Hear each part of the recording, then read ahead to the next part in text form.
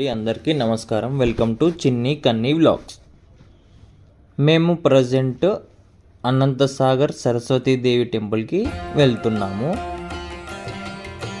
సరస్వతీదేవి కొలువు తీరిన క్షేత్రాలలో అనంతసాగర్ ఒకటి. ఈ క్షేత్రం తెలంగాణ రాష్ట్రం సిద్దిపేట జిల్లా చిన్నకోడూరు మండలం అనంతసాగర్ గ్రామంలో ఉంటుంది.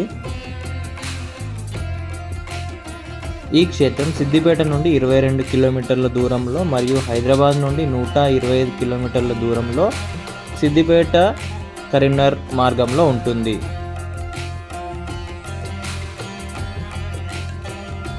ఈ క్షేత్రం ప్రపంచంలోనే మొట్టమొదటిగా వీణాతో కూడిన సరస్వతి విగ్రహాన్ని కలిగి ఉంది. ఇది జ్ఞాన దేవతకు అత్యంత ప్రత్యేకమైన ఆలయంగా మారింది.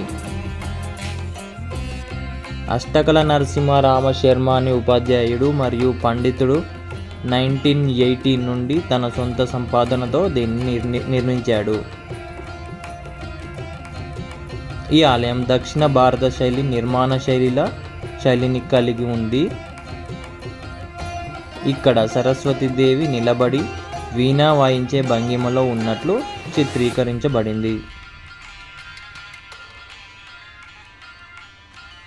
ఈ క్షేత్రం విద్యార్థులు మరియు జ్ఞాన అన్వేషకులకు ముఖ్యంగా వసంత పంచమి మరియు నవరాత్రి పండుగల సమయంలో భారతదేశం అంతటా యాత్రికులను ఆకర్షిస్తుంది.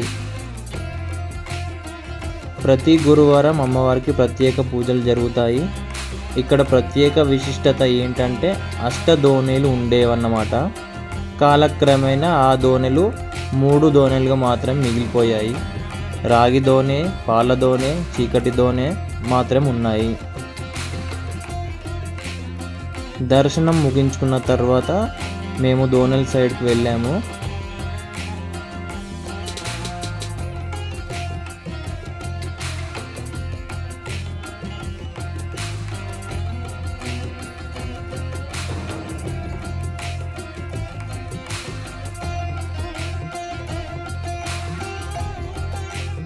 మొదటిది రాగి దోణె. రాగి దోణెలో కాపర్ ఆక్సైడ్ ఉంటుందని అంటారు. ఇక్కడ ఇది రాగి కలర్లోనే ఉంటాయి వాటర్ కూడా. కనుక ఈ నీటిని పంట పొలాల్లో చల్లడం వల్ల క్రిమి కీటకాలు నశిస్తాయని అంటారు. అలాగే ఈ నీటిలో స్నానం చేయడం వల్ల దీర్ఘకాల వ్యాధులు కూడా పోతాయని ఇక్కడ నమ్మకం. లోపలికి వెళ్ళడానికి అస్సలు వీలుగా లేదు.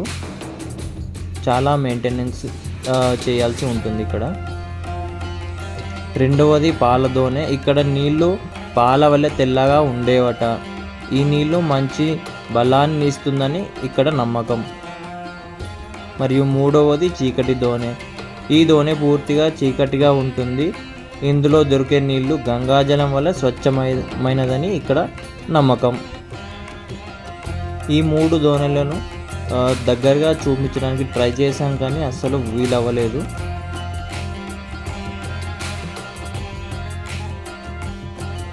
మీకు కుదిరితే ఈ క్షేత్రాన్ని తప్పకుండా దర్శించగలరు. ఇంతటితో ఈ వ్లాగ్ సమాప్తం. మీకు కనుక ఈ వీడియో నచ్చితే లైక్ చేయండి, షేర్ చేయండి, కమెంట్ చేయండి. అలాగే మా ఛానల్ని తప్పకుండా సబ్స్క్రైబ్ చేసుకోవడం మాత్రం మర్చిపోకండి. థ్యాంక్ యూ అండి. థ్యాంక్ యూ ఫర్ వాచింగ్ చిన్ని కన్నీ వ్లాగ్స్.